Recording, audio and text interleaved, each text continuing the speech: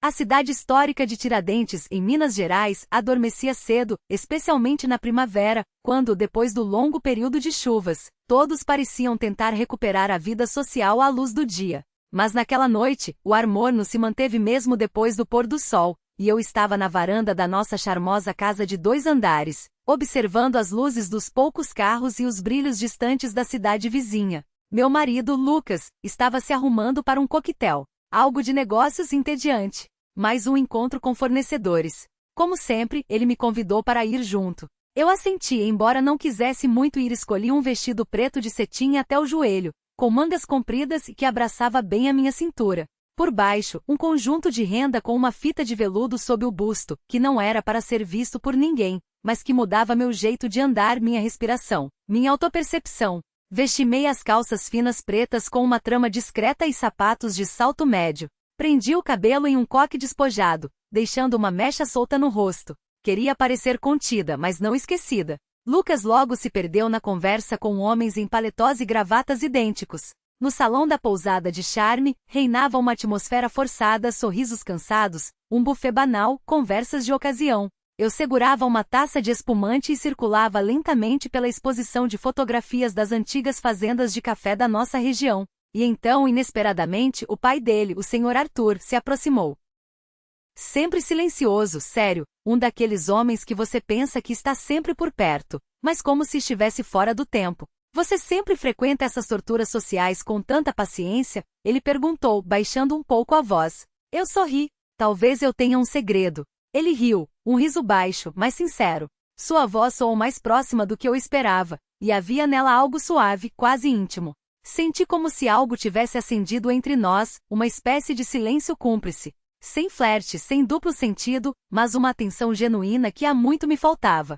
Falamos sobre o tempo, sobre como a cidade estava mudando, até tocamos na exposição. Mas tudo isso era apenas um pretexto para ouvir a voz um do outro. Quando Lucas sinalizou que era a hora de ir para casa, fiquei quase desapontada. Não queria sair daquela frágil realidade. No carro não havia espaço suficiente. Os colegas do meu marido insistiram em pegar uma carona, então o Sr. Arthur se ofereceu para me levar. O caminho foi curto, mas naqueles 15 minutos, senti algo estranho, como se alguém estivesse me olhando pela primeira vez em muitos anos, não como a esposa do filho, mas como uma mulher. Ao nos despedirmos, ele tocou levemente minha mão ao abrir a porta para mim. E naquele gesto havia mais do que em todos os beijos do meu marido nos últimos meses. À noite, ao me despir em frente ao espelho, pela primeira vez em muito tempo, parei para me observar.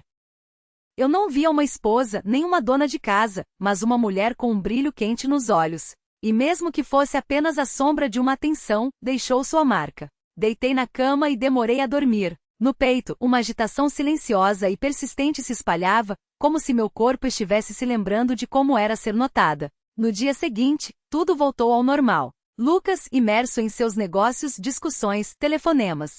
Mas agora cada escolha de roupa pela manhã era um pouco diferente.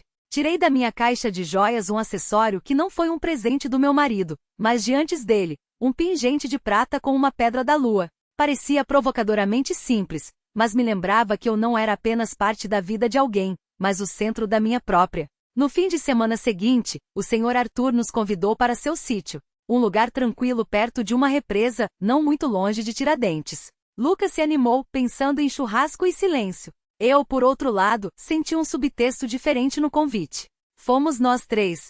A estrada era tranquila, mas eu captava o reflexo do olhar dele no espelho retrovisor. Às vezes, seu olhar parava em mim por um pouco mais de tempo do que deveria. Vestia um vestido simples de linho cor marfim e sandálias de couro finas.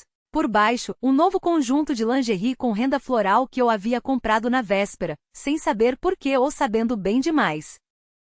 Quando Lucas foi pescar na represa, o Sr. Arthur me convidou para ajudá-lo a cortar os legumes na varanda. Ficamos sozinhos, e o mesmo silêncio pairou entre nós, mas desta vez, não era seguro. Ele estava perto demais. Sua mão tocou a minha e eu não recuei. Não dissemos uma palavra a mais, mas foi nesse silêncio que uma nova realidade nasceu, onde já não era possível fingir. Uma semana se passou. Em Tiradentes, chegou aquela época em que o ar ainda é quente, mas não abafado, e de todos os lados vem o cheiro de grama recém-cortada e de fogueiras. A rotina voltou ao seu ritmo habitual. Lucas, de manhã à noite no escritório. Eu, em casa, entre as tarefas domésticas e caminhadas tranquilas pelas ruas de pedra. Mas agora, dentro de mim, vivia a sensação de uma vida secreta que ninguém via, exceto uma pessoa.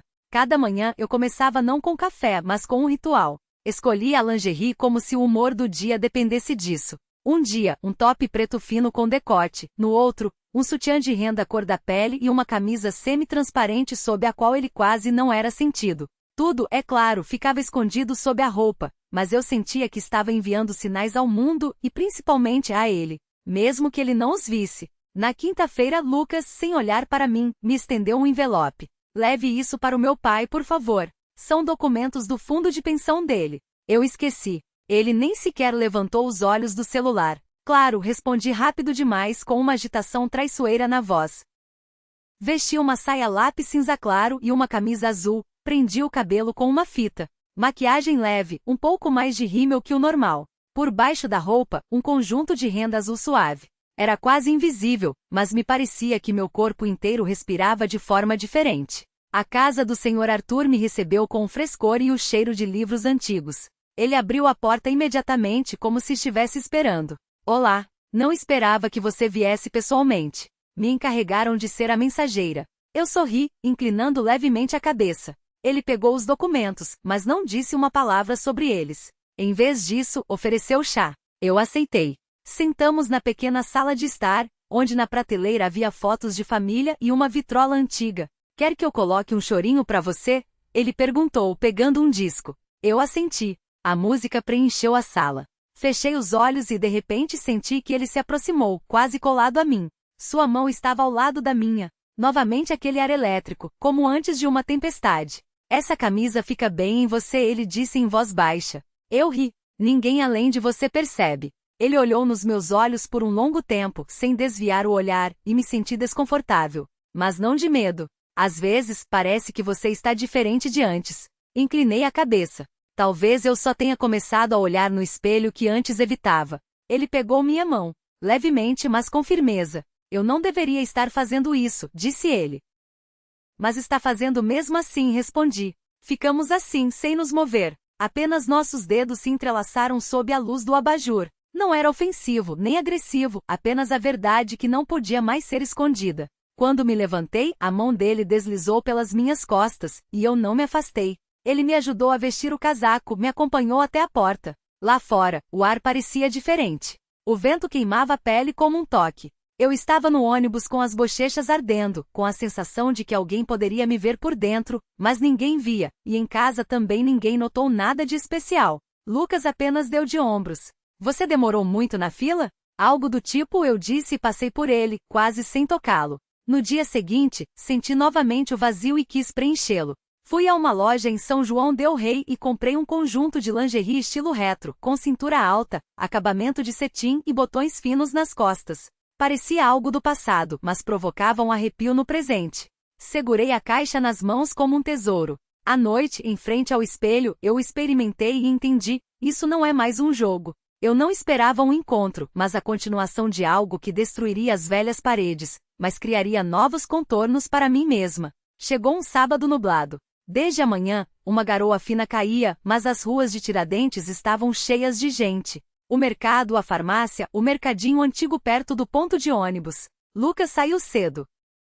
Ele e os colegas tinham algum tipo de mini-seminário fora da cidade. Fiquei sozinha, sem tarefas, sem planos, sem obrigações. Fiquei sentada por um longo tempo no parapeito da janela com uma xícara de café, vendo as gotas escorrerem pelo vidro. Eu usava um simples hobby de casa cor champanhe. Por baixo, o conjunto de lingerie vermelha que comprei sem saber para quê. Hoje todo o meu corpo formigava de expectativa, como se uma chama tivesse se instalado sob a pele. Por volta do meio-dia, recebi uma mensagem do Sr. Arthur. Se quiser, te mostro uns álbuns antigos. Estão no porão, não tenho tido tempo de organizar. Pode me ajudar? Não respondi imediatamente. Por dentro, tudo batia como um pássaro contra o teto. Eu sabia que não se tratava de fotos, nem de porão. Era uma pergunta. Você está pronta para dar o próximo passo? Uma hora depois, eu estava na porta da casa dele. Usava um vestido de lã azul escuro justo ao corpo, um casaco curto e botas quentes. Sem batom, apenas o leve aroma de um perfume novo com notas de cedro e mel. Na bolsa, batom, pente e um preservativo. Corei com esse pensamento, mas não tirei nenhum item. O Sr. Arthur abriu a porta quase que imediatamente.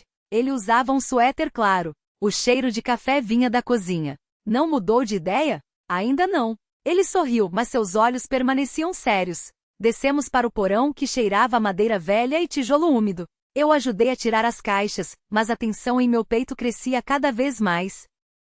Em um determinado momento ele parou, apoiou as mãos na mesa e olhou para mim. O que você quer de mim de verdade? A pergunta ficou no ar. Eu fiquei em silêncio, mas o silêncio também era uma resposta. Ele se aproximou, e eu não recuei. Sua mão deslizou pelo meu cotovelo, pelo ombro, pela linha do pescoço, sem pressa, com uma atenção como se eu fosse uma obra de arte. Ele não se apressou e não pediu, apenas olhou e esperou. Se você for embora agora, tudo ficará como está. Mas se não for, então muita coisa vai mudar. Dei um passo não em direção a ele, mas em direção a mim mesma. Saí da minha versão antiga e entrei na nova. O beijo foi quente e terno, não ganancioso, pelo contrário, contido, como se ele estivesse testando se eu não me assustaria. Mas eu não tinha medo. Fiquei na ponta dos pés, sentindo-o me abraçar pelas costas. Suas mãos eram quentes, secas.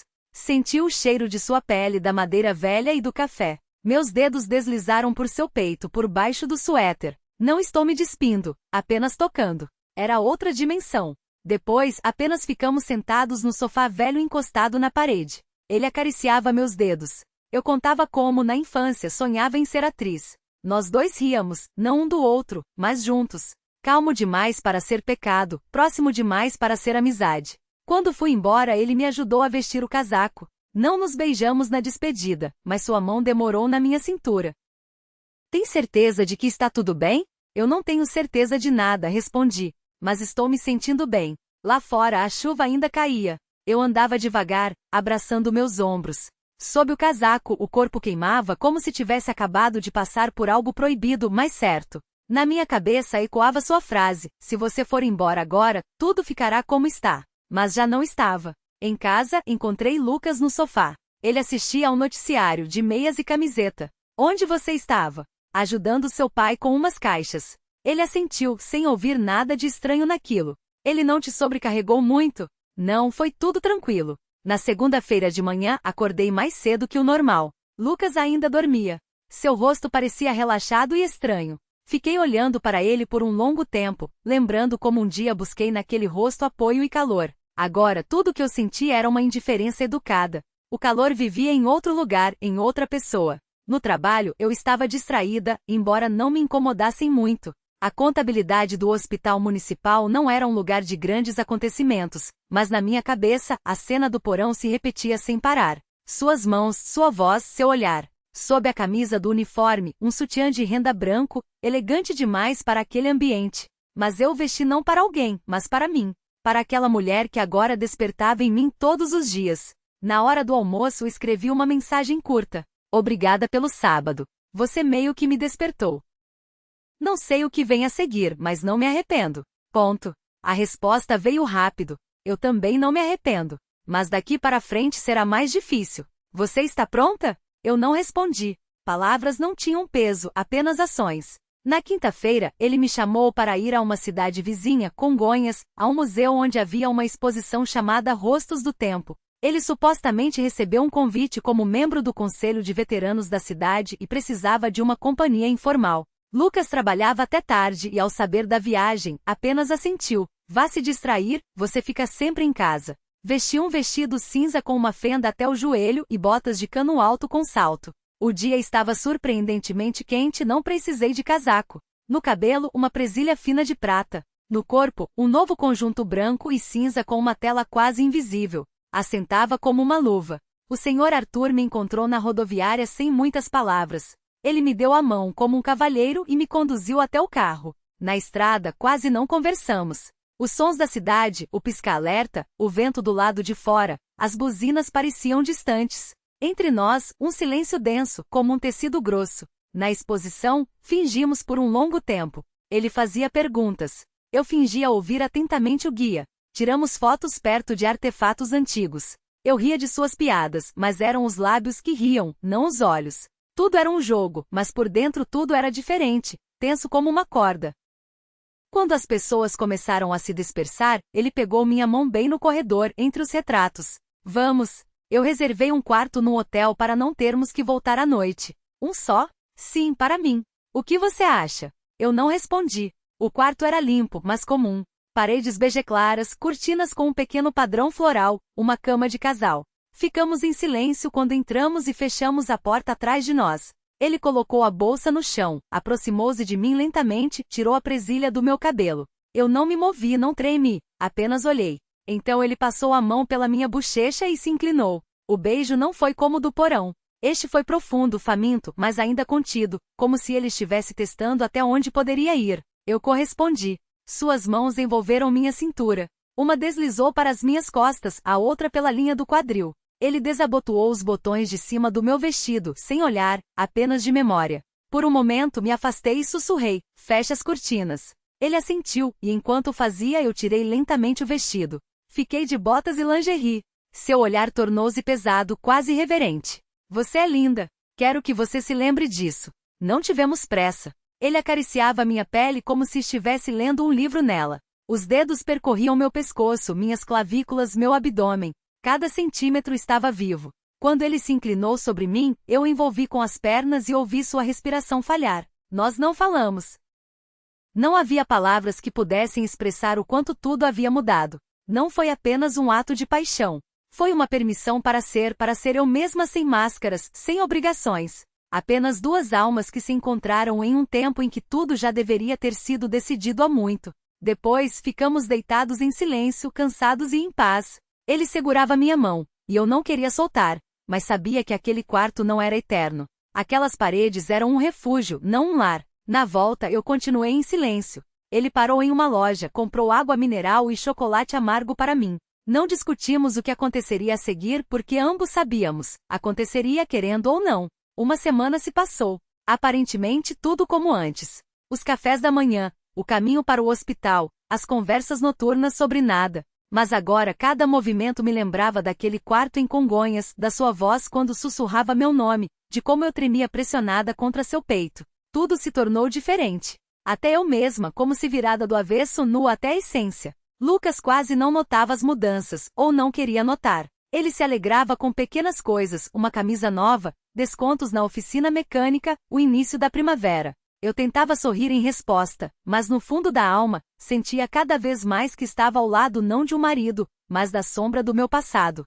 No sábado fomos à casa do Sr. Arthur. Desta vez, juntos. Ele preparou um pequeno almoço para celebrar a volta do bom tempo. À mesa, brindes e risadas. Eu ria com todos, mas em cada gole de suco, sentia o gosto do proibido. Ficamos a sós na cozinha quando Lucas saiu para ligar para um colega. O Sr. Arthur lavava a louça, eu secava os pratos. Nossos ombros se tocavam. Parecia uma cena comum, mas por dentro tudo vibrava. Eu não consigo mais fingir, disse ele, sem virar a cabeça. Eu também não respondi. Sabíamos que em breve tudo seria revelado. Era apenas uma questão de tempo. No dia seguinte, acordei cedo, peguei um caderno e comecei a escrever. Não era uma confissão, nem uma carta, apenas um fluxo de pensamentos, o que eu não conseguia dizer em voz alta. Eu escrevi, eu mudei. Isso não é apenas um romance. É o meu despertar. Não posso mais ser apenas a esposa de alguém. Quero ser eu mesma, mesmo que isso signifique ficar sozinha. Ponto. Mas não tive coragem de deixar o bilhete. Na terça-feira, o Sr. Arthur enviou uma mensagem. Precisamos conversar. É importante, não adie. Ponto. Nos encontramos na antiga estação de trem, onde quase não há ninguém. Ele parecia cansado, mas confiante. Eu não quero mais roubar minutos ou nos encontrar às escondidas. O que você propõe? Ele ficou em silêncio, depois suspirou. Ir embora por um tempo. Longe de tudo. Para entender o que queremos. Você quer? Meu coração batia como antes de um mergulho na água. E o Lucas? Se ele vai entender ou não, isso já não é o principal. O principal é você. Eu fiquei em silêncio, depois assenti. Então no sábado, eu organizo tudo. Leve apenas o essencial. Aquela semana se arrastou como se eu estivesse andando na água. Arrumei a mala em silêncio, sem pressa. O vestido cor-de-rosa antigo, uma foto da minha antiga cidade, um par de livros, aquele conjunto vermelho. Tudo estava em ordem, até que na sexta-noite, Lucas entrou no quarto mais cedo que o normal. Ele viu a mala e entendeu tudo. Você está indo embora? Sim.